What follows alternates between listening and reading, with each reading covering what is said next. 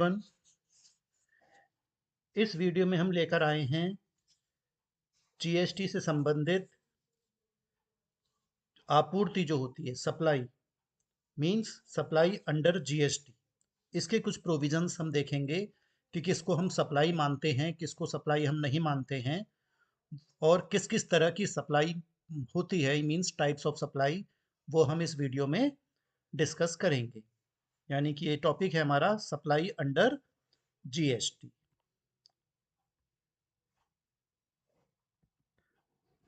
यहाँ पर देखेंगे, पहले हम एक डेफिनेशन देख लेते हैं सप्लाई की, जो जीएसटी में बताई गई है। और जीएसटी में बताया गया है कि सप्लाई जो मानी जाती है वो एक टैक्सेबल इवेंट माना जाता है। टैक्सेबल इवेंट मींस जहाँ पर जब टैक्स लगेगा, तो आपूर्ति को हम कर वसूलने के लिए एक कर योग्य घटना माना जाता है। कि एक टैक्सेबल इवेंट है, एक इवेंट है जिस पर हमें व्यापारी को टैक्स चुकाना है। और ये जो लाइबिलिटी होती है टैक्स चुकाने की, जो टैक्स पे करने की, वो होती है at the time of supply of goods या सर्विसेज। कि जब हम सप्लाई कर रहे हैं गुड्स या सर्विसेज की, उस समय लाइबिलिटी अराइज हो जाती है कि भाई एक दायित्व हो जाता है कि हमें टैक्स पे करना है। तो ट्रांजैक्शन सप्लाई के अंदर आ रहा है या नहीं आ रहा है, वो एक इम्पॉर्टेंट क्राइटेरिया माना जाता है। तो ये निर्धारित करना कि कोई लेन देन आपूर्ति के अर्थ के अंतर्गत आता है या नहीं, जीएसटी की प्रयोज्यता तय करने के लिए महत्वपूर्ण माना जाता है कि जीएसटी एप्लीकेबल होगी या नहीं होगी, कि ये सप्लाई है, सप्लाई के अंदर ये ट्रांजैक्शन माना जाए या नहीं माना जाए, उसी हिसाब से ही जीएसटी उस पर एप्लीकेबल होगा। टैक्सेबल सप्लाई की अगर हम बात करते हैं, कि अगर कोई सप्लाई हम कर रहे हैं, आपूर्ति कर रहे हैं और उस पर जीएसटी लग रहा है, तो सप्लाई जो है वो आपूर्ति वो टैक्सेबल कर योग्य होनी चाहिए। टैक्सेबल सप्लाई को हम कह सकते हैं कि एक सप्लाई ऑफ गुड्स और सर्विसेज है which is leviable to tax under the act. यानी कि ऐसी आपूर्ति वस्तुओं की हो या हम कोई सेवाएं प्रदान कर रहे हैं जिस पे टैक्स लगने वाला है या जिस पे टैक्स लगेगा, वही सप्लाई मानी जाएगी। यानी कि हम कह सकते हैं कि कर योग्य आपूर्ति को व्यापक रूप से परिभाषित किया गया है यहाँ पर। और इसका मतलब है कि वस्तुओं या सेवाओं या दोनों में की कोई भी आपूर्ति हो रही है जिस पर अधिनियम, जो कानून है हमारा, उसके तहत कर लगाया जाता है। कुछ एग्जेम्पशंस, छूट भी रहती हैं कुछ गुड्स पर, कुछ सेवाओं पर कुछ छूट भी रहती है। कुछ स्पेसिफाइड कैटेगरी ऑफ पर्सन्स हैं या एंटिटीज हैं जो सप्लाई कर रही हैं, या कुछ ऐसे वस्तु हैं जो या सेवाएं हैं जिस पर कुछ पर टैक्स की छूट होती है, जो सरकार ने कुछ छूट प्रदान भी कर रखी है। अब जो सप्लाई होती है वो एक आपका जो बिजनेस है, जो व्यवसाय है, उसके दौरान होनी चाहिए, उस व्यवसाय को आगे बढ़ाने के लिए होनी चाहिए। ऐसा नहीं कि कोई मैंने पर्सनली किसी को कुछ चीज़ दे दी तो वो टैक्स हो जाए, वो सप्लाई हो जाएगी और उस पर टैक्स लगेगा, नहीं। सप्लाई बिजनेस से संबंधित होनी चाहिए, बिजनेस के दौरान या बिजनेस को आगे बढ़ाने के लिए होनी चाहिए। यानी कि सप्लाई इन द कोर्स और फर्दरेंस ऑफ बिजनेस। तो जीएसटी जो है वो एक, देखा जाए तो वो एक वाणिज्य लेन देन है, कमर्शियल ट्रांजैक्शन माना जाता है। जीएसटी जो होता है वो टैक्स होता है किसी कमर्शियल ट्रांजैक्शन पर, यानी कि वाणिज्यिक लेन देन होना चाहिए। तो वही सप्लाईज, कोर्स, आपूर्ति कह लीजिए, या जो वही सप्लाई जो व्यवसाय के दौरान है या उसे आगे बढ़ाने के लिए की जाती हैं, वही जीएसटी, वही सप्लाई जीएसटी को अट्रैक्ट करेगी। तो एनी सप्लाई, कोई भी सप्लाई हो सकती है जो एक कोई व्यक्ति कर रहा है इन इज पर्सनल कैपेसिटी, तो उसको हम जीएसटी में नहीं मानेंगे जब तक कि वो बिजनेस की डेफिनेशन के अंदर ना आ रही हो। तो हम कह सकते हैं कि किसी व्यक्ति द्वारा अपनी व्यक्तिगत क्षमता में की गई कोई भी आपूर्ति जीएसटी के दायरे में नहीं आती है, जब तक कि वे अधिनियम में परिभाषित व्यवसाय की परिभाषा के अंतर्गत नहीं आएगी। अब कभी कभी ऐसा होता है कि माल की बिक्री है या सेवा है, व्यवसाय के रूप में भी जीएसटी की तहत एक आपूर्ति है। भले ही कोई, जैसे हमने एक एग्जाम्पल लिया है, कोई राजनेता है, कोई नेताजी हैं और वो एक कोई पेंटिंग बनाना चाहते हैं दान के लिए, दान देने के लिए कोई पेंटिंग बनाना चाह रहे हैं। अब पेंटिंग को एक बार की घटना के रूप में भी बेचता है कि एक बार पेंटिंग बनाई और उसने वो बेच दी, तो भी वो बिक्री को आपूर्ति माना जाएगा, यानी कि वो जो सेल है वो सप्लाई मानी जाएगी। सप्लाई जो हम बात करते हैं जीएसटी के अंदर, उसमें देखिए बहुत सारी चीज़ें होती हैं कि हम बिक्री हो गई, हस्तांतरण कोई हम ट्रांसफ़र कर रहे हैं, कोई विनिमय कर रहे हैं, एक्सचेंज कर रहे हैं, या कोई वस्तुओं का को एक्सचेंज कर रहे हैं, बार्टर सिस्टम जिसे हम कहते हैं, या लाइसेंस है, रेंट है, किराए पर है, पट्टे पर है, या कोई निपटान हम कर रहे हैं, ये सब सप्लाई के अंदर माने जाते हैं।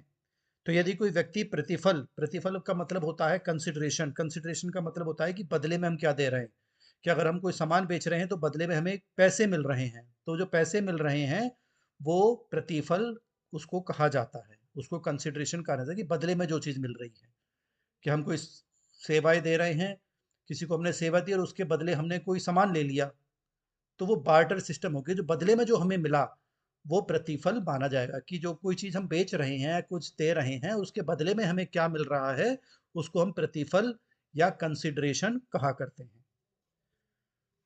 तो यदि कोई व्यक्ति प्रतिफल के लिए व्यवसाय के दौरान या आगे बढ़ने के दौरान इनमें से कोई भी लेन देन करता है, तो इसे जीएसटी के तहत आपूर्ति के अर्थ के तहत कवर किया जाएगा। तो ये देखिए यहाँ पे क्या है, सेल है, ट्रांसफर है, एक्सचेंज है, बार्टर है, लाइसेंस है, रेंटल, लीज या डिस्पोजल, ये सब बिक्री यानी कि आपूर्ति माने जाएंगे। तो देखिए आगे मैंने डिटेल में दे रखा है, देखिए आपको ये लीज है। लीज का क्या मतलब होता है, एक कॉन्ट्रैक्ट होता है to allow right to use for a period without transfer of title, यानी कि कोई जमीन है, मैंने उसे दे दी, जमीन मैंने दे दी कि कुछ टाइम के लिए, 10 साल के लिए आप इसको यूज कर सकते हैं, जबकि मालिकाना हक मेरा है, लेकिन मैंने उसे किसी दूसरे व्यक्ति को दे दी कि आप इसको 10 वर्ष तक यूज कर सकते हैं। या मान लीजिए मेरी कृषि जमीन है, खेती की जमीन है, मैंने 10 साल के लिए दे दी कि आप इस पर खेती करिए और मुझे सालाना किराया देते रहिएगा, तो वो लीज होती है, तो वो भी सप्लाई माना जाएगा अंडर जीएसटी। एक्सचेंज हो गया, कोई चीज़ हम बदल रहे हैं, टू स्वैप और transfer for an equivalent with use of money, money के बदले हमने कोई चीज़ ले ली, तो वो भी एक्सचेंज सप्लाई माना जाएगा। लाइसेंस दे दिया हमने, या permission granted to exercise certain privileges, किसी को कोई काम के लिए हमने लाइसेंस दे दिया कि भाई ये 5 साल के लिए आपको लाइसेंस दे दिया गया है, आप ये सामान बना सकते हैं, तो 5 साल के लिए दे दिया, अब लाइसेंस दे दिया, उसके बदले हमें जो भी प्रतिफल मिलेगा, पैसा मिलेगा, तो ये लाइसेंस देना भी एक तरह से सप्लाई माना जाएगा जीएसटी के अंदर। सेल, बिक्री तो है ही, आपको पता ही है, ट्रांसफर ऑफ ओनरशिप कि मालिकाना हक बदल जाएगा, अगर मैंने कोई सामान दूसरे व्यक्ति को बेच दिया तो वो मालिक कौन बनेगा, अभी तो मेरे पास था सामान, मैं मालिक था, लेकिन अब मैंने बेच दिया सामान, दूसरे व्यक्ति को दे दिया। जैसे मान लीजिए मेरे पास एक मतलब टीवी की दुकान है, मेरे पास टीवी इलेक्ट्रॉनिक आइटम्स बेचता हूँ, वॉशिंग मशीन है, मोबाइल है, मैं बेचता हूँ, दुकान है मेरी। अब वो मैंने मोबाइल किसी दूसरे को बेच दिया, तो पहले मोबाइल का मालिक मैं था, अब मैंने जिसको बेच दिया, जो ग्राहक है, कस्टमर है, वो उसका मालिक बन जाएगा, तो उसे हम बिक्री कहा करते हैं, सेल कहते हैं, जो वो भी सप्लाई ही माना जाएगा जीएसटी के अंदर। फिर ट्रांसफर हो गया, transfer of goods, right in goods without transfer of title, ऐसी कोई चीज़ हमने ट्रांसफर कर दी है लेकिन ओनरशिप ट्रांसफर, मालिकाना हक ट्रांसफर नहीं करा है, कुछ टाइम के लिए कह सकते हैं कि हमने कुछ दूसरे को दे दी, तो वो भी ट्रांसफर सप्लाई माना जाएगा। बार्टर, बार्टर आप जानते ही हैं कि एक चीज़ के बदले दूसरी चीज़ ले लेना। पुराने ज़माने में, कई सदियों पहले कह सकते हैं आप, कि जब पहले पैसे नहीं होते थे तो लोग जिसको ज़रूरत होती थी वो दूसरे को दे देते थे और दूसरे से अपनी ज़रूरत की चीज़ ले लेते थे। जैसे मेरे पास खेती करी मैंने, मेरे पास गेहूँ है, अब कोई दूसरा आदमी है उसके पास चावल हैं, तो मैंने अपने कुछ गेहूँ उसको दे दिए, उससे कुछ चावल मैंने ले लिए, तो इसे हम बार्टर सिस्टम कहा करते थे, कहते हैं। तो ये एक वस्तु के बदले दूसरी वस्तु हमने ले ली, तो ये बार्टर सिस्टम कहलाया जाता है, तो ये भी सप्लाई माना जाता है जीएसटी के अंदर। रेंटल हो गया, कोई रेंट पर हमने कोई चीज़ दे दी, प्रॉपर्टी दे दी, तो वो रेंट किराया जो मिलेगा हमें, तो वो भी सप्लाई मानी जाएगी जीएसटी के अंदर। डिस्पोजल है, निपटान कर दिया, टू पार्ट विद और एलिनिएट, कि हमने कोई निपटान कर दिया कि भाई ये चीज़ तो मैं दे दी, या कुछ बदल के ले लिया, कुछ भी कर लिया, तो वो भी सप्लाई माना जाएगा जीएसटी के अंदर। एलिमेंट्स हम सप्लाई की बात करते हैं कि सप्लाई कब मानी जाएगी कि ये सप्लाई है। तो सप्लाई में देखिए तीन इंपॉर्टेंट पॉइंट्स हैं, महत्वपूर्ण तत्व हैं। पहला है supply is done for consideration. जो सप्लाई है यानी आपूर्ति जो है वो एक प्रतिफल के बदले होनी चाहिए। प्रतिफल मतलब बदले में हमें क्या चीज़ मिल रही है, तभी वो सप्लाई मानी जाएगी। बदले में कुछ हमें मिलना चाहिए। अगर मैंने कोई आपूर्ति कर रहा हूँ, कोई सामान दे रहा हूँ किसी को, तो बदले में मुझे पैसे मिलने चाहिए या कोई और वस्तु या सेवा मुझे मिलनी चाहिए। Supply is done in the course of furtherance of business. आपूर्ति जो है वो व्यवसाय को आगे बढ़ाने के क्रम में ही की जाती है, यानी कि बिजनेस से रिलेटेड ही मानी जाएगी। और supply should be of goods और सर्विसेज, यानी कि वस्तु और सेवाओं का आदान प्रदान होना चाहिए। Supply of anything other than goods, इसके अलावा वस्तु और सेवाओं को छोड़ दें तो इसके अलावा अगर कोई ट्रांसफर हो रहा है, सप्लाई हो रही है, तो वो सप्लाई नहीं मानी जाएगी, उस पर जीएसटी नहीं लगेगा। तो बदले जो हम सप्लाई आपूर्ति मानी जाएगी, आपूर्ति हमें किसकी करेंगे, वस्तुओं की और सेवाओं की। जैसे इंटरनेट सर्विस होती है, इंश्योरेंस है, बैंकिंग सर्विस है, ये सब सेवाएं मानी जाती हैं। और वस्तु मतलब कोई भी सामान हम बेच रहे हैं, टीवी बेच दिया, फ्रिज बेच दिया, कूलर बेच दिया, एसी वॉशिंग मशीन बेच दी, या जो भी हम दुकानें हमारी, हम जो सामान बेचते हैं, तो वस्तुओं को की सप्लाई होनी चाहिए, आपूर्ति होनी चाहिए, और सेवाओं का सेवाएं हमें देनी है। तो यही सप्लाई माना जाएगा जीएसटी के अंदर। एक जैसे एग्जाम्पल हमने ले रखा है कि मिस्टर ए ने एक टेबल खरीदी 10,000 रुपए की अपनी पर्सनल यूज़ के लिए, और फिर वो बाद में 10 महीने बाद उन्होंने बेच दी। तो पर्सनल यूज़ के लिए ली थी, अब वो हमने लगा कि हमारे काम की नहीं है, पुरानी हो गई, तो हमने वो बेच दी। तो ये सप्लाई नहीं माना जाएगा, क्योंकि ये उनका बिजनेस नहीं है। ये उन्होंने ये बिजनेस के दौरान नहीं करा है, ये वो तो उनकी पर्सनल यूज़ की चीज़ थी और उन्होंने वो बेच दी। तो जैसे कह लीजिए मेरे पास एक कार है, अब वो पुरानी हो गई है, तो मैं उसे बेचना चाहता हूँ कि भाई पुरानी कार हो गई, इसको बेच देता हूँ। तो वो जो बेच रहा हूँ तो उस पे जीएसटी नहीं लगेगा, वो सप्लाई नहीं है, क्योंकि वो मेरा बिजनेस नहीं है कार बेचने का। वो तो एक पर्सनल चीज़ थी, मैंने बेच दी, तो वो सप्लाई नहीं मानी जाएगी। या देखिए दूसरा एग्जाम्पल मैंने लिया है, मिसिस बी हैं, इनको पड़ोस में बच्चे रहते हैं, उन्हें शौक है उन्हें पढ़ाने का, तो वो पास के में बच्चे रहते हैं उनके पड़ोस में, और उनको वो फ्री में कोचिंग देती हैं, फ्री में ट्यूशन पढ़ाती हैं। तो वो सेवाएं दे रही हैं, लेकिन ये सेवा सप्लाई नहीं माना जाएगा जीएसटी के अंदर। इस पे कोई टैक्स जीएसटी का उन्हें नहीं चुकाना पड़ेगा, ना उन्हें या बच्चों को चुकाना पड़ेगा। वो तो फ्री में ऐसी कोचिंग दे रही हैं क्योंकि उनका पेशा नहीं है, वो उनका ये काम नहीं है, और प्रतिफल भी नहीं ले रहे, फ्री में पढ़ा रही हैं, बदले में कुछ ले भी नहीं रही हैं वो, तो वो सप्लाई नहीं माना जाएगा। अब कुछ हमारा आगे शेड्यूल हम 1 देखेंगे, 1, 2, 3 शेड्यूल देखेंगे, तो शेड्यूल 1 में कहा गया है कि अगर प्रतिफल नहीं है फिर भी हम सप्लाई मान लेते हैं। कुछ कंडीशंस हैं जो हम आगे देखेंगे। तो देखिए 3 तरह की ये शेड्यूल दे रखे हैं, 1, 2, 3। शेड्यूल 1 में आता है कि कुछ ऐसी सप्लाई जो बदले में कुछ नहीं मिल रहा है, प्रतिफल कुछ नहीं मिल रहा, बदले में कुछ नहीं मिल रहा, लेकिन वो सप्लाई मानी जाएगी। और एक शेड्यूल 2 में कुछ एक्टिविटीज़ हैं जो सप्लाई ऑफ गुड्स और सप्लाई ऑफ सर्विसेज मानी जाती हैं, ऐसी एक्टिविटीज़ हम देखेंगे।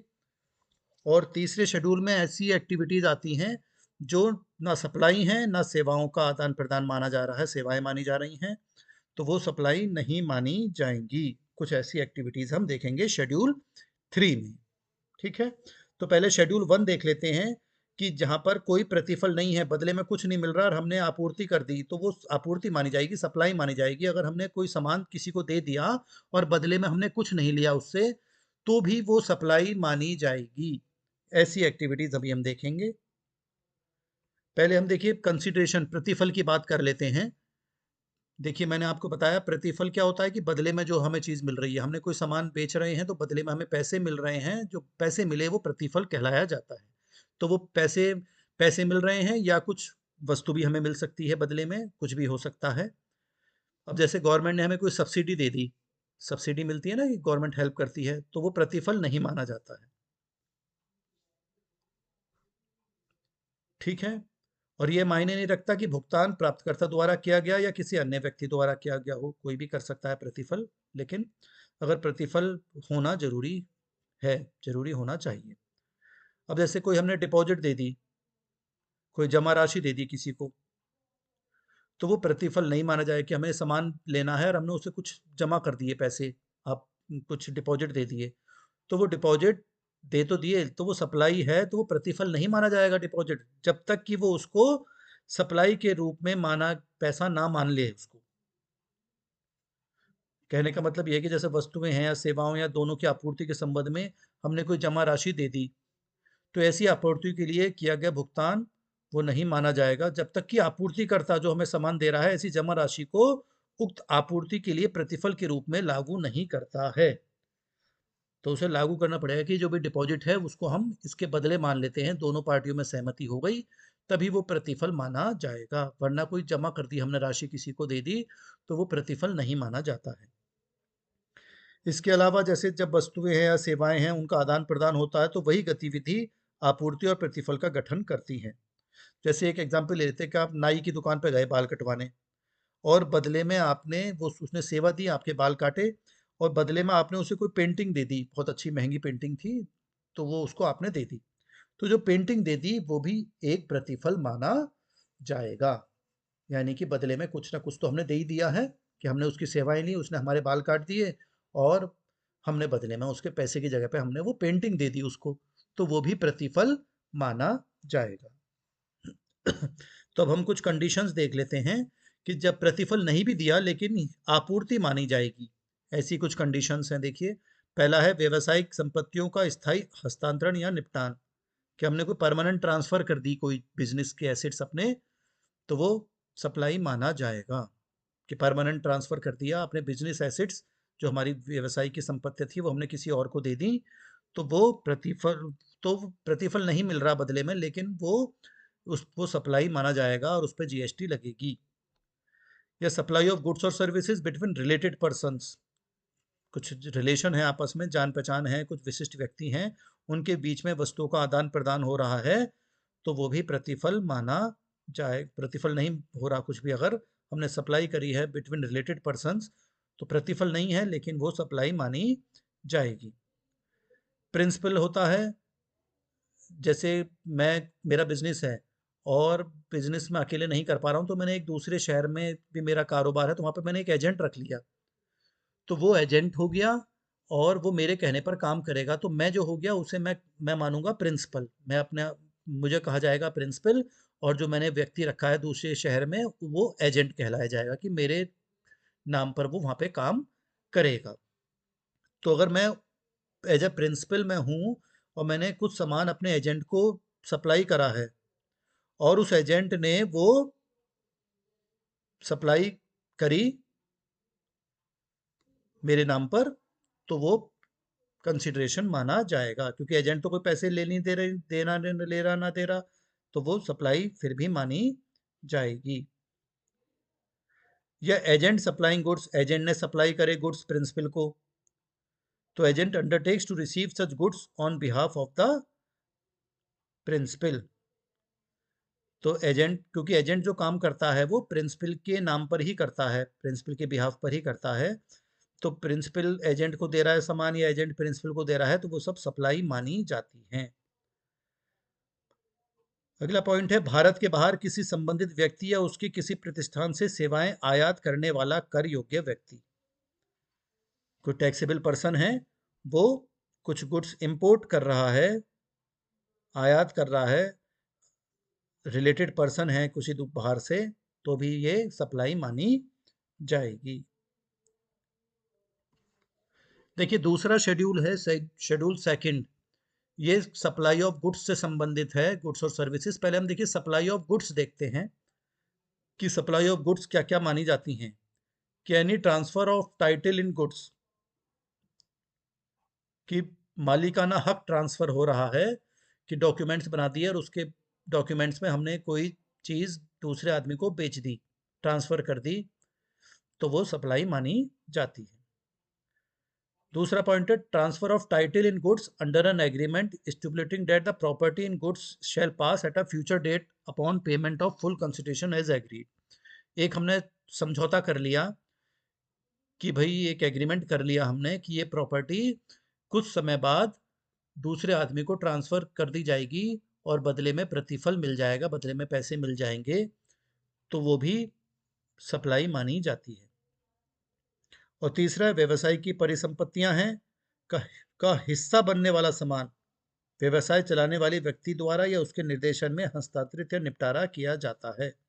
तो goods forming part of the assets of the business, कुछ एसेट्स हैं, कुछ संपत्ति हैं बिजनेस की, वो ट्रांसफर हो रही हैं या डिस्पोज्ड हो रही हैं बाय और under direction of the person carrying on the business, कि जो बिजनेस चला रहा है, जो व्यवसायिक है, व्यापारी है, उसके निर्देश के अनुसार कुछ गुड्स एसेट्स बन रहे हैं, बिजनेस को ट्रांसफर कर रहे हैं कुछ हम, तो वो भी सब सप्लाई ही माना जाता है। तो कुछ ऐसे मामले हैं जहां कोई व्यक्ति कर योग्य व्यक्ति नहीं रह जाता, कि पर्सन जो है वो कर योग्य व्यक्ति नहीं माना जाता है। इस ऐसे मामलों में उक्त व्यक्ति द्वारा किए गए किसी व्यवसाय की संपत्ति का हिस्सा बनने वाले सामान को उसके व्यवसाय के दौरान या उसे आगे बढ़ाने में उसके द्वारा आपूर्ति की गई मानी जाएगी। तो क्या होता है, goods forming part of the assets of any business carried on by a said person shall be deemed to be supplied by him in the course और फर्दरेंस ऑफ हिज बिजनेस। कि पर्सन टैक्सेबल पर्सन नहीं है, कर योग्य व्यक्ति नहीं है, लेकिन वो कुछ गुड्स सप्लाई कर रहा है अपने बिजनेस के दौरान, तो वो भी सप्लाई मानी जाती है। Provided such goods are supplied immediately before the person ceases to be a taxable person, जैसे टैक्स कर योग्य व्यक्ति नहीं रहा लेकिन उसने तभी इमीडिएट ट्रांसफर कर दिए, बशर्ते the business is transferred as a going concern, कि बिजनेस को हम ट्रांसफर कर रहे हैं दूसरे व्यक्ति को। A business is carry down by personal representative who is deemed to be taxable, किसी बिजनेस जो कर रहा है वो कोई डीम्ड पर्सन हो सकता है, रिप्रेजेंटेटिव हो सकता है, या supply of goods by any unincorporated association, जो इनकॉर्पोरेट नहीं है, रजिस्टर्ड नहीं है, to a member for cash deferred payment और अदर वैल्यूएबल कंसिडरेशन। तो ये सब चीजें रहेंगी तो सप्लाई ऑफ गुड्स माना जाएगा। सप्लाई ऑफ सर्विसेज की हम बात कर लेते हैं। जैसे ट्रांसफर करा हमने, ट्रांसफर ऑफ राइट और share in goods without the transfer of title, ये सब सर्विसेज मानी जाती हैं कि स्वामित्व के हस्तांतरण के बिना माल में अधिकार या हिस्सेदारी का हस्तांतरण, कुछ अधिकार हमने किसी और को दे दिया तो वो ट्रांसफर ऑफ सर्विस माना जाएगा। भूमि और भवन है, उसका पट्टा किराए पर दे दिया या लाइसेंस दे दिया हमने कि भाई इसे तुम यूज़ कर सकते हो, तो वो सब सर्विस माना जाएगा। एनी ट्रीटमेंट और process that is apply to another person goods is a supply of service, कुछ हमने कोई ट्रीटमेंट करा है या कोई प्रोसेस है जो दूसरे पर्सन के गुड्स पे एप्लीकेबल होगा, तो वो भी सर्विस माना जाता है। कोई भी उपचार है, प्रक्रिया है जो किसी अन्य व्यक्ति के सामान पर लागू होती है, वे सेवाओं की आपूर्ति मानी जाएगी। ट्रांसफर ऑफ बिजनेस एसेट, कुछ बिजनेस एसेट हमने ट्रांसफर कर दिए और ओनर उसे पर्सनली यूज कर सकता है। दूसरा, रेंटिंग ऑफ इमूवेबल प्रॉपर्टी, अचल संपत्ति को हमने किसी को किराए पे दे दिया। बिल्डिंग का कंस्ट्रक्शन हम कर रहे हैं, तो वो कंस्ट्रक्शन जो कर रहे हैं किसी खरीदार को, कह लीजिए किसी खरीदार को बिक्री के लिए लक्षित किसी कॉम्प्लेक्स या भवन सहित किसी भवन का निर्माण हो रहा है, तो कंस्ट्रक्शन हो गया, वो सब सर्विस माना जाता है। टेम्पररी ट्रांसफर और permitting the use of intellectual property rights, अस्थायी स्थानांतरण कह लीजिए, या बौद्धिक संपदा अधिकार के उपयोग की अनुमति, जैसे इंटेलेक्चुअल प्रॉपर्टी राइट्स होते हैं हमारे, बौद्धिक संपदा अधिकार। तो संपदा अधिकार ये कौन से होते हैं, जैसे पेटेंट्स हैं, कॉपीराइट्स हैं, कि हमारे पास कोई राइट है, पेटेंट है कि हम कोई ये दवाई बना सकते हैं। अब वो दवाई बनाने का अधिकार हमने किसी दूसरे को दे दिया कि भाई अब चलिए तुम बना लो, और ये अधिकार हम तुम्हें देते हैं कि ये तुम दवाई बना सकते हो। और बदले में हमें कुछ ना कुछ पैसे मिल जाएंगे, तो ये भी सप्लाई माना जाता है। Development of IT service, information technology, सूचना प्रौद्योगिकी की सर्विस हमने दे दी, बना रहे हैं। Agreeing to refrain from an act, किसी कार्य से विरत रहने के लिए सहमत होना कि भाई चलिए ये कार्य हम नहीं करेंगे, बदले में हमें पैसे मिल गए, अब हम ये कार्य नहीं करेंगे, तो वो भी एक सप्लाई है, ये पैसे मिल रहे हैं। Transfer of the right to use any goods for any purpose, कोई हमने अधिकार दे दिया कि भाई ये सामान आप यूज कर सकते हैं किसी उद्देश्य के लिए, किसी प्रयोजन के लिए आप यूज कर लीजिए इन गुड्स को, तो हमने अधिकार दे दिया, वो भी सप्लाई माना जाएगा सर्विसेज का। कंपोजिट सप्लाई होती है, work contract supply bye service of food and drink है मान लीजिए, तो वर्क कॉन्ट्रैक्ट हो गए। कुछ ऐसी सप्लाई होती हैं जो इकट्ठी होती हैं, 2-3 सप्लाई एक साथ करी जा रही हैं, जो हम आगे पढ़ेंगे।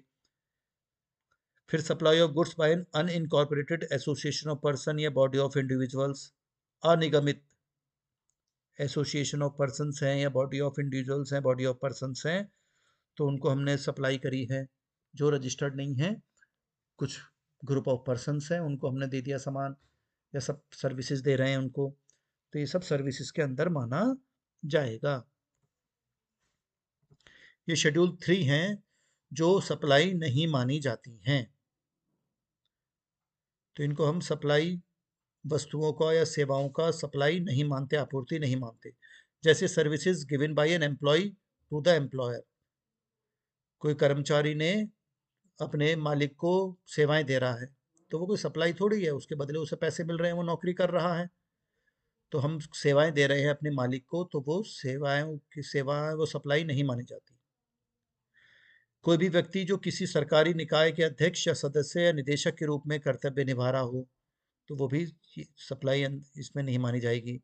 संसद सदस्य हैं, राज्य विधानमंडल हैं, जो एमपी एमएलए होते हैं, उनके द्वारा किया गया हो कोई भी कार्य, वो सप्लाई नहीं माना जाएगा। संवैधानिक प्रावधानों को आगे बढ़ाने के लिए किसी भी पद को धारण करने वाले व्यक्ति द्वारा किया गया कोई कर्तव्य को कार्य करे, कि जो संवैधानिक पदों पर बैठे हुए लोग हैं और उनको कुछ जिम्मेदारी दी गई है, तो वो कुछ कार्य कर रहे हैं, तो वो भी सप्लाई ऑफ सर्विसेज नहीं माना जाएगा। अंतिम संस्कार करना है, दफनाना है, शमशान या मुर्दाघर जिसमें मृतक को ले जाने में जाना भी शामिल है, ऐसी किसी भी गतिविधि को हम सप्लाई नहीं मानते हैं। भूमि की बिक्री, जमीन जायदाद की बिक्री को हम सप्लाई नहीं मानते हैं, क्योंकि सिंपल वस्तु होनी चाहिए, सेवाएं होनी चाहिए। भूमि तो अचल संपत्ति हो गई, वो सप्लाई नहीं माना जाएगा। लॉटरी, जुआ, सट्टेबाजी के अलावा कोई एक्शनेबल क्लेम्स हो सकते हैं, कर योग्य दावे हो सकते हैं, वो सप्लाई नहीं माने जाएंगे।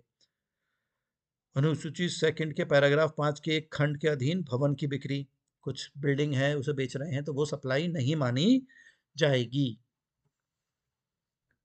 ठीक है, ये सब शेड्यूल 1, 2, 3 हो गए। अब हम पढ़ते हैं टाइप्स ऑफ सप्लाई, कि किस किस तरह की सप्लाई मानी जाती है, वो हमें पता होना चाहिए। तो पहली है कंपोजिट सप्लाई, समग्र आपूर्ति या संयुक्त आपूर्ति भी इसको हम कह सकते हैं। समग्र आपूर्ति या संयुक्त आपूर्ति कहा जा सकता है। तो जैसे कोई हम सप्लाई कर रहे हैं, लेकिन एक चीज के साथ दूसरी या 2 या 3 आइटम्स को भी हम साथ में दे रहे हैं, वो कंपोजिट सप्लाई मानी जाती है। और उसको हम अलग से नहीं बेच सकते, वो 2-3 को एक साथ ही बेचना है, तो उसे हम कंपोजिट सप्लाई कहते हैं। तो एक मेन आइटम हम सप्लाई कर रहे हैं और उसके साथ एक या दो और आइटम हम बांट दे रहे हैं, और जो एक दो दो और आइटम, 2-3 आइटम साथ में दे रहे हैं, वो उसको सपोर्ट करने के लिए है मेन आइटम को, तो उसे हम कंपोजिट सप्लाई कहा करते हैं। ये बात समझनी है कि संयुक्त आपूर्ति है, दो या दो से अधिक सामान या सेवाएं हैं जिन्हें केवल एक सेट के रूप में ही बेचा जा सकता है और उन्हें व्यक्तिगत रूप से अलग से नहीं बेचा जा सकता। तो मेन एक मुख्य उत्पाद होगा, मुख्य वस्तु होगी, और उसको सपोर्ट करने के लिए एक या दो और एक्स्ट्रा आइटम भी हम बेच रहे हैं, उसके सहायक हैं, उसे सपोर्ट करने के लिए है मेन आइटम को। तो जब 2 और 3 आइटम इस तरह के हैं तो हम उसे कंपोजिट सप्लाई यानी कि समग्र सप्लाई या संयुक्त सप्लाई कहा करते हैं। अब 2 और 3 आइटम हम बेच रहे हैं। पहला आइटम पे जीएसटी रेट अलग ज़्यादा हो सकता है, दूसरे पे कम हो सकता है, तीसरे पे कुछ और हो सकता है। तो जो मेन आइटम का जो रेट है, जो मेन आइटम का जीएसटी लगेगा, बाकियों पर भी वही रेट लगेगा। वो फिर कम रेट नहीं लगेगा उस पे। जो मेन प्रिंसिपल सप्लाई है, मेन वस्तु है, उस पे जो रेट लगेगा, बाकियों पर भी वही रेट एप्लीकेबल होगा। देखिए एग्जाम्पल ले लेते हैं हम यहाँ पर। A gift wrapped box of chocolates. Chocolate देते ना, आपने देखा होगा ईद पर, दिवाली पर, क्रिसमस पर हम चॉकलेट्स उपहार में देते हैं। अब चॉकलेट तो मुख्य मेन आइटम हो गया, लेकिन उसके साथ में उपहार का रैपर कवर करने के लिए हमने वो दे दिया, रैपिंग पेपर। साथ में संदेश कार्ड लगा दिया कि भाई कुछ संदेश लिख दिया हमने अच्छा सा, और उसे रैपिंग कर दिया। गिफ्ट आइटम को पैक करने वाला पेपर भी हो गया। ठीक। तो ये जो आइटम हैं, ये चॉकलेट को बेचने के लिए या उसको पैक करने के लिए एक्स्ट्रा आइटम हैं, उसके साथ में ही हैं ये। तो इनको हम संयुक्त आपूर्ति कहेंगे। और जो चॉकलेट की रेट रहेगा जीएसटी का, वही बाकियों पर भी वही रेट लगेगा। दूसरा एग्जाम्पल ले लेते हैं। जैसे आपने देखा होगा कि आप बाइक खरीदने जा रहे हैं या कार खरीदने जा रहे हैं। तो जब कार खरीद कर आ रहे हैं आप, तो जो एजेंसी वाले हैं वो रजिस्ट्रेशन भी खुद करा देते हैं, इंश्योरेंस भी करवा देते हैं, इंश्योरेंस के जो भी पैसे जाते होंगे। टूल किट दे देते हैं, फर्स्ट एड किट दे देते हैं, उसमें दवाइयाँ रखी होती हैं आप देखेंगे तो। और उसके आपके स्टेपनी के को खोलने के लिए प्लास वगैरह, बोल्ट वोल्ट और ये सब चीज़ें होते हैं, इंस्ट्रूमेंट्स होते हैं, कुछ टूल्स होते हैं। और 3-4 आपको सर्विसेज फ्री भी मिलती हैं, जानते होंगे आप, बाइक खरीद रहे हैं या कार खरीद रहे हैं। तो जो कार है, मेन आइटम कार है या व्हीकल है जो बेचा जा रहा है, लेकिन साथ में इंश्योरेंस भी बिक रहा है, रजिस्ट्रेशन का भी काम हो रहा है, क्योंकि नंबर चाहिए। कार का रजिस्ट्रेशन, बाइक का रजिस्ट्रेशन भी कराना पड़ेगा कि नंबर आएगा ना आपका। तो ये सब जो साथ में जो चीजें हो रही हैं, ये संयुक्त सप्लाई, संयुक्त आपूर्ति मानी जाएगी। अब कार नहीं होगी तो रजिस्ट्रेशन तो अलग से नहीं बिकेगा ना। कार या बाइक बाइक नहीं होगी तो इंश्योरेंस अलग से नहीं बिकेगा उसका। कार या बाइक नहीं बिकेगी तो फर्स्ट एड किट या टूल किट भी नहीं दी जाएगी अलग से। कार या बाइक नहीं बिकेगी तो फ्री मेंटेनेंस भी नहीं होगी। तो जब कार होगी तभी ये बाकी आइटम भी होंगे। तो मेन आइटम कार है, जो कार पे जीएसटी लगेगी वही इंश्योरेंस पे, रजिस्ट्रेशन पर, टूल किट पर, फ्री सर्विसेज सब पे वही जीएसटी एप्लीकेबल होगी। ये बात आपको ध्यान में रखनी है। तो इनको हम संयुक्त सप्लाई कहते हैं कि साथ में ही बिकेंगी, अलग अलग से नहीं बिक पाएंगी। रजिस्ट्रेशन है, टूल किट है, इंश्योरेंस, ये अलग से नहीं होगा। कार बिकेगी तभी आइटम होंगे, वरना नहीं होंगे। तो इसको हम संयुक्त सप्लाई, संयुक्त आपूर्ति कहते हैं, कंपोजिट सप्लाई। उम्मीद है आप समझ गए होंगे। तो जब भी कोई दुकानदार संयुक्त आपूर्ति की सामग्री भेजता है तो शिपिंग शुल्क से जुड़ी कर की दर मूल आपूर्ति की कर दर के बराबर होगी।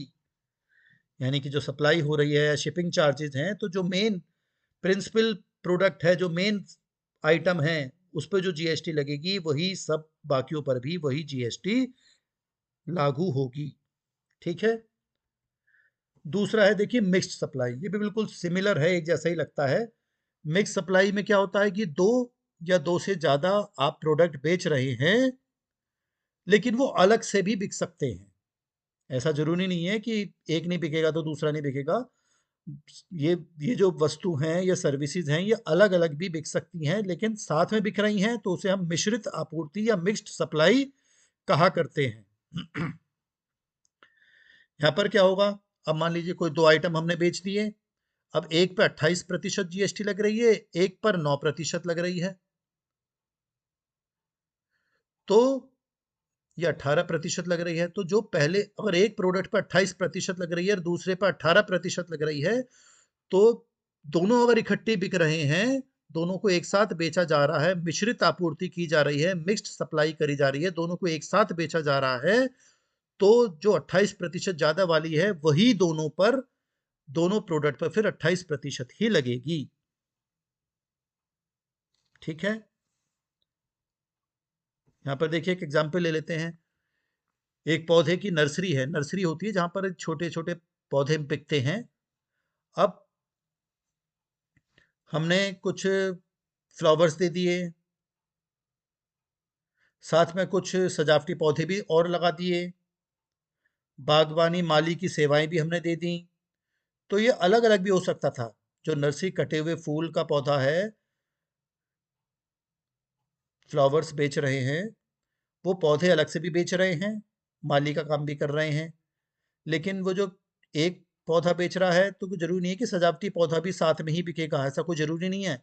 लेकिन ये सब चीजें वो बंडल है, जब bundle of set of services बेच रहा है, तो इसे हम मिश्रित सप्लाई कहेंगे। यानी कि अलग से भी बिक सकते हैं, लेकिन वो साथ में बेच रहे हैं, तो मिश्रित सप्लाई माना जाएगा। अब मैंने इसलिए देखिए रेट भी बता दिया कि कहीं 5% लग रहा है, कहीं 18% टैक्स लग रहा है, तो जो 18% ज्यादा वाला है वही पूरे बंडल पर, सारी वस्तुओं पर 18% ज्यादा वाला ही लगेगा। और शिपिंग शुल्क वगैरह है वो भी जो बंडल पर लागू होगी, वही उस पर भी लागू होगा, अगर आने जाने का खर्चा भी जोड़ना है तो देखिए एक मिक्स सप्लाई हो गई, एक कंपोजिट हो गई, यानी कि मिश्रित सप्लाई और एक संयुक्त सप्लाई। दोनों में देखिए अंतर हम देख लेते हैं। पहला अंतर देखिए क्या है। पहली नजर में अगर हम देखें तो समग्र आपूर्ति यानी कि संयुक्त आपूर्ति और मिश्रित आपूर्ति एक जैसी ही लग रही हैं, लेकिन थोड़ा सा दोनों में अंतर है, थोड़ा सा उनमें अंतर है। फिर क्यों टैक्स अधिकारी इस पर अलग विचार करते हैं, अलग अलग उनको बता रहे हैं, तो ऐसे कारण देखते हैं कि ऐसा क्या कारण है, क्या अंतर है दोनों में जो ये दोनों अलग हैं। पहला अंतर देखिए, कंपोजिट यानी कि समग्र आपूर्ति यानी कि संयुक्त आपूर्ति में एक आइटम मेन आइटम होता है, एक वस्तु या सेवा आपूर्ति का मुख्य हिस्सा है। जबकि मिश्रित सप्लाई जो होती है उसमें कोई मेन प्रोडक्ट नहीं है, दोनों प्रोडक्ट अलग अलग हैं, या तीन प्रोडक्ट हैं, तीनों प्रोडक्ट अलग अलग हैं। कोई ऐसा नहीं है कि वो मुख्य आपूर्ति है। जैसे संयुक्त आपूर्ति हो गई, जैसे कार बेची तो कार के साथ इंश्योरेंस है, रजिस्ट्रेशन है, फ्री सर्विस है, ये संयुक्त सप्लाई हो गई। तो इसमें कार जो है वो एक मुख्य वस्तु है। लेकिन आपूर्ति, मिश्रित आपूर्ति में ऐसा कुछ नहीं है। आपने सारे प्रोडक्ट अलग अलग हैं, कोई मेन प्रोडक्ट मुख्य आपूर्ति उसमें नहीं माना जाता है। दूसरा देखेंगे आप अंतर, संयुक्त सप्लाई में, कंपोजिट सप्लाई में क्या होता है कि वो जो बचे हुए प्रोडक्ट हैं, बाकी प्रोडक्ट हैं, एक तो मुख्य प्रोडक्ट तो है ही, बाकी प्रोडक्ट को अलग से बेचने का कोई सेंस नहीं होता है।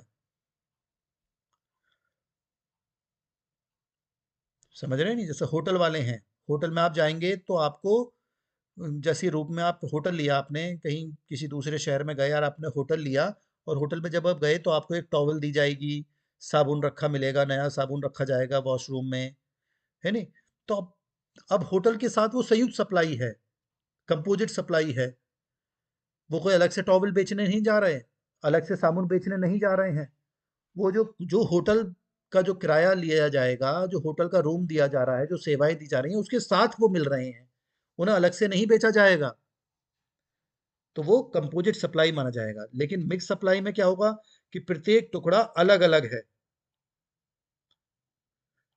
जैसे कोल्ड ड्रिंक ली, साथ में स्नैक्स चिप्स का भी पैकेट दे दिया, कुरकुरे का पैकेट दे दिया, तो कुरकुरे अलग भी बिक सकते हैं, कोल्ड ड्रिंक अलग भी बिक सकती है, लेकिन उन्होंने दोनों एक साथ जोड़ के दे दिए, तो वो मिश्रित आपूर्ति मानी जाएगी, क्योंकि दोनों अलग भी बिक सकते हैं।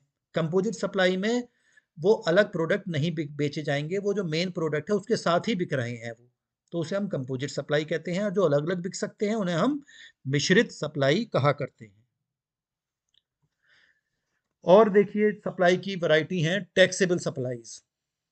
ये भी देखिए इंपॉर्टेंट पॉइंट है कि जो सप्लाई आपूर्ति हो रही है वो टैक्सेबल हैं या एग्जेम्प्ट हैं या छूट हैं वो हम देखेंगे। तो पहले हम टैक्सेबल सप्लाईज देखते हैं। और टैक्सेबल सप्लाईज है तो जो टैक्स पेयर हैं वो रिफंड भी ले सकते हैं, इनपुट टैक्स क्रेडिट ले सकते हैं। तो पहला देखिए, रेगुलर टैक्सेबल सप्लाईज होती हैं इसके अंदर, जहां पर रेट 0% से ज़्यादा होगा, 9%, 18%, 27, 12%, 28% हो सकता है, 18% हो सकता है, मतलब 0 से ज़्यादा ही होना चाहिए। तो ये रेगुलर टैक्सेबल सप्लाईज मानी जाती हैं। निल रेटेड सप्लाईज हैं जिन पे 0% टैक्स लगना है बाय डिफ़ॉल्ट, तो वो सप्लाईज निल रेटेड सप्लाई मानी जाती हैं, शून्य रेटेड सप्लाई हैं, यानी कि वो निल रेटेड है। और एक होता है जीरो रेटेड सप्लाईज। तो व्हेनेवर जब एक्सपोर्ट्स होते हैं, जैसे हमारे स्पेशल इकोनॉमिक जोन्स हैं जहाँ पर इंपोर्ट एक्सपोर्ट का काम होता है, तो वहाँ पे जीएसटी नहीं लगेगी, तो वो जीरो मानी जाएगी।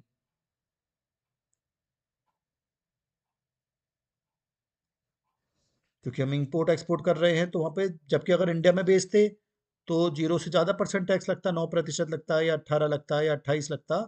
लेकिन क्योंकि वो डीम्ड एक्सपोर्ट्स की तरह माना जाता है कि वो एक्सपोर्ट इंपोर्ट हो रहे हैं सामान, तो उस कंडीशन में एक्सपोर्ट करना है हमें, तो वहाँ पे वो 0% माना जाएगा। ये नॉन टैक्सेबल सप्लाईज होती हैं कुछ, जिन पे टैक्स नहीं लगता, यानी कि एग्जेम्प्ट सप्लाईज, छूट प्राप्त आपूर्ति हैं ये, जीएसटी के अंदर हैं लेकिन इन पे कोई टैक्स नहीं लगेगा, और इस पे आप इनपुट टैक्स क्रेडिट भी नहीं ले सकते हैं, क्योंकि जब टैक्स ही नहीं लग रहा, छूट छूट वाली हैं ये। कुछ नॉन जीएसटी सप्लाईज होती हैं जो जीएसटी के बिल्कुल बाहर हैं, उनसे कोई मतलब नहीं है। जैसे अभी आप कल देखेंगे पेट्रोल डीजल, पेट्रोल डीजल पे जीएसटी नहीं लगता है, नॉन जीएसटी सप्लाईज हैं ये। पेट्रोल डीजल पर अभी पुराने वाले सेल टैक्स, वैट वगैरह, एक्साइज वगैरह वो सब लगते हैं, उसे जीएसटी के दायरे में अभी नहीं लाया गया है, तो ये नॉन जीएसटी सप्लाईज मानी जाएंगी। देखिए और क्लासिफिकेशन देखते हैं। कंटिन्यूस सप्लाई ऑफ गुड्स, ये भी अलग वैरायटी है। कंटिन्यूस सप्लाई ऑफ गुड्स, वस्तुओं की निरंतर आपूर्ति। कुछ ऐसी वस्तुएं होती हैं जिनकी हम निरंतर सप्लाई करता है व्यवसायी, रेगुलरली हर महीने देता रहेगा, या हर हफ्ते देगा, या हर 2-2 महीने में देगा, जिस तरह से भी देगा, या रोज देता रहेगा, कंटिन्यूस चलती रहेगी, तो उसे हम कंटिन्यूस सप्लाई, निरंतर आपूर्ति वाली वस्तुएं मानते हैं। जैसे एग्जाम्पल मैंने ले रखा है कि बिल्डर है, मकान बना रहा है, बिल्डिंग बना रहा है, तो जो भट्टे वाला है, ईंट वाला है, तो वो उसको ईंट रेगुलर सप्लाई करता रहेगा लंबे समय तक।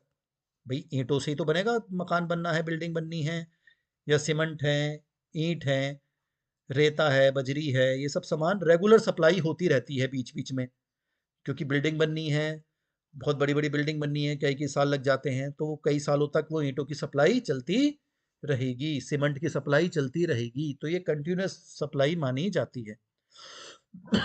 आजकल आप देखेंगे जो घर में गैस होती है ना, जो सिलेंडर आता है घर में, एलपीजी गैस जिससे खाना बनता है, देखा होगा आपने, सभी घरों में होता है, सिलेंडर होता है जिससे गैस बनती है, गैस यूज करते हैं हम, घरों में खाना बनता है।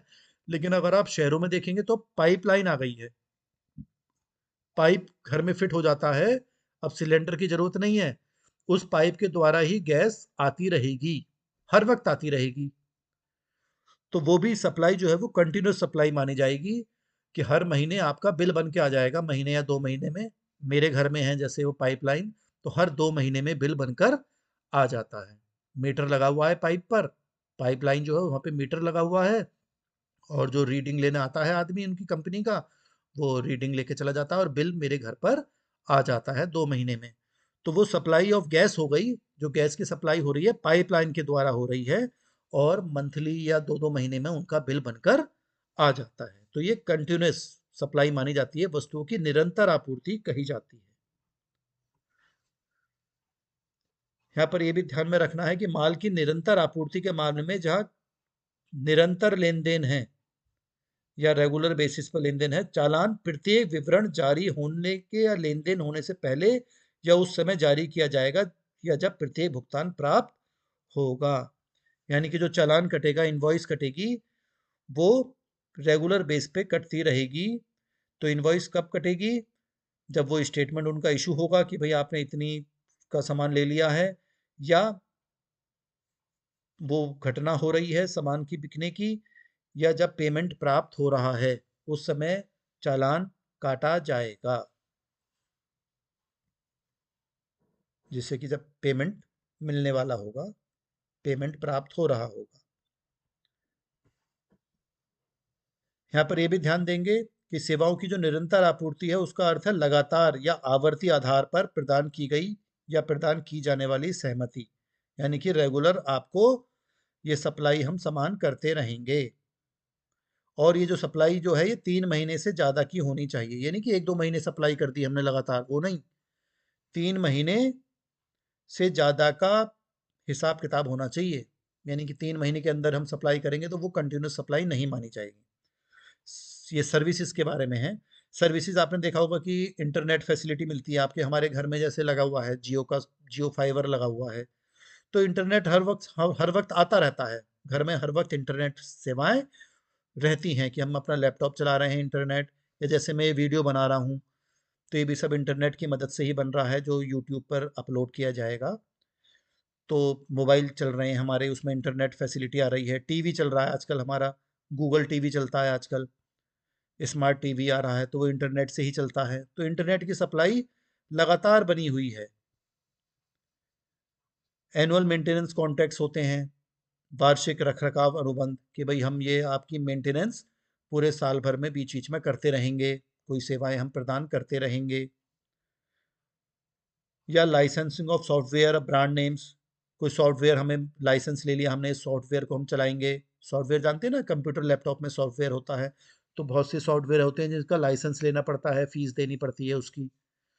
तो वो जैसे इन्फोसिस वगैरह हैं, टीसीएस हैं, ये बैंक्स को सॉफ्टवेयर देते हैं। बैंक में आप जाते हैं तो वो कंप्यूटर में देखेंगे, आप पैसे निकालने जाना है, पैसे लेने जाना है, तो आपको वो कंप्यूटर में देखेंगे आप कि कंप्यूटर में वो बैंक का अधिकारी कंप्यूटर में कुछ फीड करेगा, तो वो सॉफ्टवेयर होता है जो बड़ी बड़ी कंपनियां उनको बनाती हैं और बैंकों को दे देती हैं। तो उनको मेंटेन करना है, उनकी उनको लाइसेंस दे रखा है कि आप इसको यूज़ कर सकते हैं। तो ये सब सेवाएं मानी जाती हैं जो निरंतर आपूर्ति उनकी बनी रहती है। अब यहाँ पे भी इनवॉइस कटेगा, यहाँ पर भी चालान जारी होगा। तो वो कब होगा? जहाँ भुगतान की नियत तारीख अनुबंध से सुनिश्चित की जा सकती है। तो चालान भुगतान की नियत तारीख पर या उससे पहले जारी किया जाएगा, कि पेमेंट बता दिया गया आपको इस समय पेमेंट करना है, तो उस समय उनका इनवॉइस बिल काट दिया जाएगा।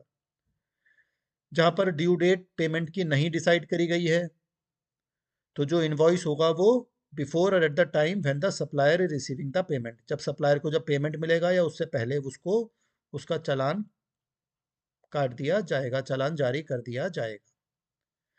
अगर पहले से डेट फाइनल है कि भाई इस तारीख को 10 तारीख को आपको पेमेंट करना है, तो 10 तारीख या उससे पहले चालान जारी कर दिया जाएगा, बिल काट दिया जाएगा उसका।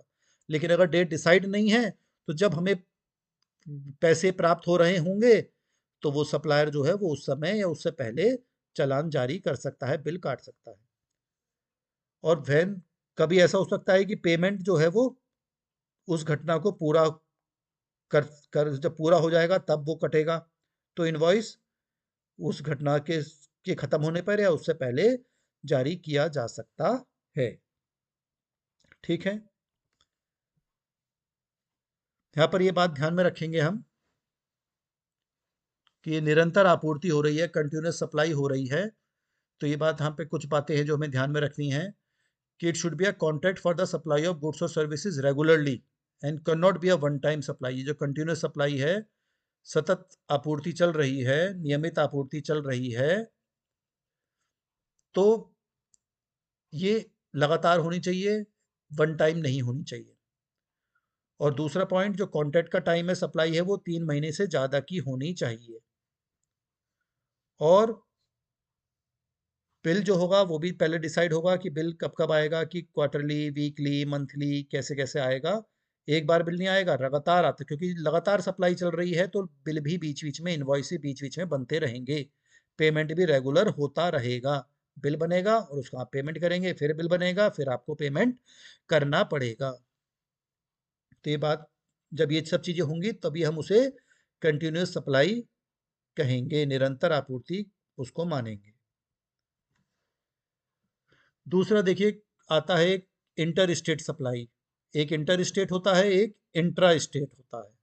ये भी सप्लाई की वैरायटी होती हैं। ये धारा 7 में दी गई है आईजीएसटी कानून के का जो कानून है आईजीएसटी, उसमें सेक्शन 7 है, जिसमें ये बताया गया है कि इंटर स्टेट सप्लाई कौन सी मानी जाएगी। इंटर स्टेट का मतलब होता है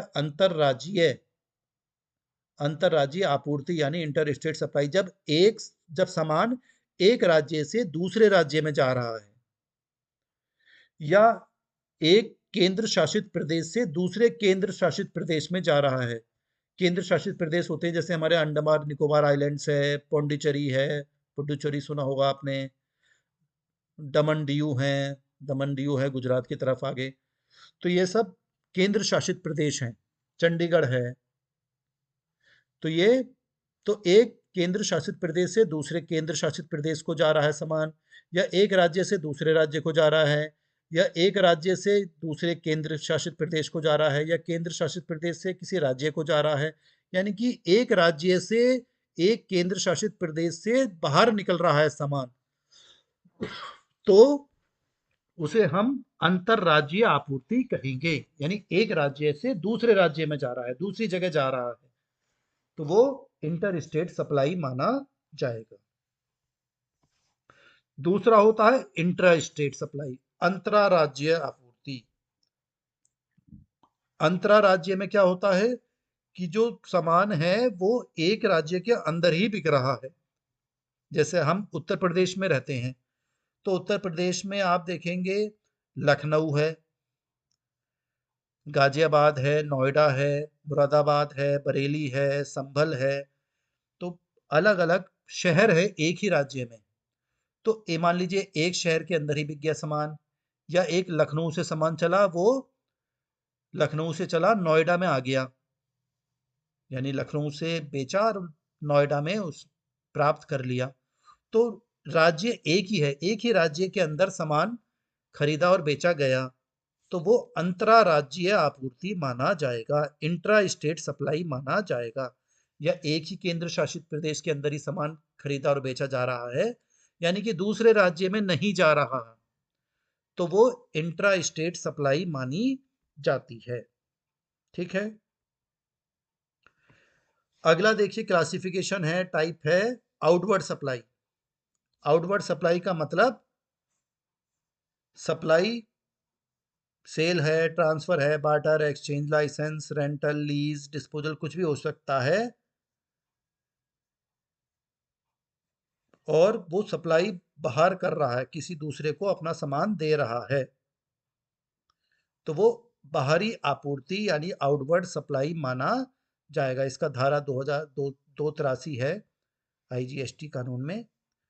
तो किसी कर योग्य व्यक्ति के संबंध में बाहरी आपूर्ति का अर्थ है वस्तुओं या सेवाओं या दोनों की आपूर्ति, चाहे वो बिक्री हो, स्थानांतरण हो, वस्तु का विनिमय हो, या बार्टर सिस्टम हो, लाइसेंस हो, किराए पर दिया हो, पट्टा हो, या निपटान हो, या किसी अन्य तरीके व्यवसाय को आगे बढ़ाने के दौरान ऐसे व्यक्ति द्वारा किया गया या किए जाने पर सहमति व्यक्त की गई, तो ये आउटवर्ड सप्लाई माना जाएगा। इनवर्ड सप्लाई आवक आपूर्ति, यानी कि हम कोई सामान प्राप्त कर रहे हैं, चाहे वो खरीद रहे हों, या अधिग्रहण कर रहे हों, या कोई और किसी माध्यम से कर रहे हों, प्रतिफल या बिना प्रतिफल के, तो हम कोई चीज़ प्राप्त कर रहे हैं, सामान आ रहा है हमारे पास, तो वो इनवर्ड सप्लाई माना जाएगा, आवक आपूर्ति माना जाएगा। 3 कंपोनेंट्स माने जाते हैं, 3 कंपोनेंट माने जाते हैं जीएसटी के। एक होता है प्लेस ऑफ सप्लाई, आपूर्ति का स्थान। यह घटक निर्धारित करता है कि लेन-देन एक अंतरराज्यीय है या अंतर्राज्यीय है, यानी कि आपूर्ति का स्थान क्या है, कि एक राज्य से दूसरे राज्य में जा रहा है, या एक राज्य के अंदर ही सामान खरीदा और बेचा जा रहा है। तो उसी के हिसाब से जीएसटी अलग अलग तरीके से लगेगी। तो आपूर्ति का स्थान बहुत महत्वपूर्ण है। आपूर्ति का मूल्य होना चाहिए, वैल्यू ऑफ सप्लाई। भाई जीएसटी तो मूल्य पर लगेगी, तो मूल्य डिसाइड करना है, तो उसके हिसाब से ही जीएसटी उस पर लगेगी। और टाइम ऑफ सप्लाई इंपॉर्टेंट है कि टैक्स कब भरना है, जो डिफरेंट फॉर्म्स होते हैं, रिटर्न्स होते हैं जीएसटी के, वो कब भरने हैं, तो वो जब सप्लाई होगी उस समय के हिसाब से कुछ दिनों के बाद आपको वो फॉर्म भरना है। तो टाइम, आपूर्ति का समय भी बहुत ज़रूरी है कि जीएसटी हमें कब देनी है, उसके फॉर्म हमें कब भरने हैं। तो ये 3 बहुत इंपॉर्टेंट पॉइंट है, place of supply, value of supply, time of supply. मैंने इन तीनों की अलग-अलग वीडियो बनाई हैं। प्लेस ऑफ सप्लाई की अलग वीडियो बनाई है, वैल्यू ऑफ सप्लाई की अलग वीडियो बनी है, टाइम ऑफ सप्लाई की अलग वीडियो बनाई है। तो आप उन वीडियोस को डिटेल में देख सकते हैं, पढ़ सकते हैं, उसमें हिंदी और इंग्लिश दोनों में लिखा गया है। तो आप ये तीनों वीडियोस अलग-अलग देखकर इन टॉपिक्स को आप आसानी से समझ सकते हैं। तो देखिए 3 टॉपिक हैं जीएसटी सप्लाई के, value of supply, time of supply और प्लेसेस ऑफ सप्लाई। तो ये सब 3 कंपोनेंट माने गए हैं। अब देखिए मेन पॉइंट तो हमारे खत्म हो गए, कुछ एक दो बातें हैं जो हमें समझनी हैं अपने ज्ञान के लिए, नॉलेज के लिए, कि सप्लाई बाय टैक्सेबल पर्सन, कर योग्य व्यक्ति द्वारा आपूर्ति होनी चाहिए। जो सप्लाई हम कर रहे हैं वो कर योग्य व्यक्ति होना चाहिए। तो सप्लाई जीएसटी जीएसटी तभी लगेगा आपूर्ति पर जब सप्लाई करने वाला व्यक्ति कर योग्य व्यक्ति माना जाएगा। अगर सप्लाई हो रही है दो गैर कर योग्य व्यक्ति दो के बीच, तो उसमें जीएसटी नहीं लगेगा। टैक्सेबल पर्सन यानी कि कर योग्य व्यक्ति कौन होता है? जो रजिस्टर्ड है या रजिस्टर्ड होने लायक है, यानी कि पंजीकृत होने के लिए उत्तरदायी है, धारा 22 और धारा 24 के अंतर्गत। तो उसे हम टैक्सेबल पर्सन कहेंगे जो रजिस्टर्ड है या रजिस्टर्ड होने के लिए उत्तरदायी है। तो अगर एक अनरजिस्टर्ड पर्सन अभी रजिस्ट्रेशन नहीं कराया लेकिन वो रजिस्टर्ड कराने योग्य है, तो भी वो टैक्सेबल पर्सन कर योग्य व्यक्ति माना जाएगा। ऐसा नहीं कि उसने रजिस्ट्रेशन नहीं कराया तो वो टैक्सेबल पर्सन नहीं माना जाएगा, माना जाएगा, क्योंकि वो उत्तरदायी है, करा नहीं रहा है रजिस्ट्रेशन, लेकिन कराने के लिए उत्तरदायी है, रिस्पॉन्सिबल है, तो भी वो टैक्सेबल पर्सन माना जाएगा। या कोई कर योग रजिस्ट्रेशन कराने के लिए योग्य तो नहीं था लेकिन उसने अपनी मर्जी से रजिस्ट्रेशन अपने आप ही जबरदस्ती करा लिया, तो भी वो टैक्सेबल पर्सन माना जाएगा। दूसरी बात इसमें आती है कर योग्य व्यक्ति के संबंधित में, क्योंकि देखिए जीएसटी जो है वो एक राज्य केंद्रित है, कि राज्य के हिसाब से टैक्स लगता है, एक राज्य से दूसरे राज्य में जा रहा है या एक राज्य के अंदर ही सामान बिक रहा है। तो ऐसा हो सकता है और होता है कि एक व्यक्ति जो अलग अलग राज्यों में बिजनेस कर रहा है, तो हो सकता है कि उसको अलग अलग राज्यों में भी रजिस्ट्रेशन कराना पड़ सकता है। भाई उसका बिजनेस कई राज्यों में फैला हुआ है, तो हर राज्य में उसको रजिस्ट्रेशन व्यवसायिक को, व्यापारी को कराना पड़ेगा। और हो सकता है कि अगर हम अलग अलग तरीके के गुड्स खरीद रहे हैं, बेच रहे हैं, तो अलग अलग वर्टिकल्स हैं, अलग अलग हमारा काम है, तो हमें एक ही राज्य में कई रजिस्ट्रेशन भी कराने पड़ सकते हैं अलग अलग वस्तुएं सेवाओं के हिसाब से। तो अलग अलग राज्यों में उसने रजिस्ट्रेशन करा लिया, कि एक ही राज्य में उसने कई रजिस्ट्रेशन, अलग अलग नंबर मिलते हैं रजिस्ट्रेशन के, वो करा लिए हैं, तो इसमें वो डिस्टिंक्ट पर्सन कहलाया जाता है, एक विशिष्ट व्यक्ति माना जाएगा।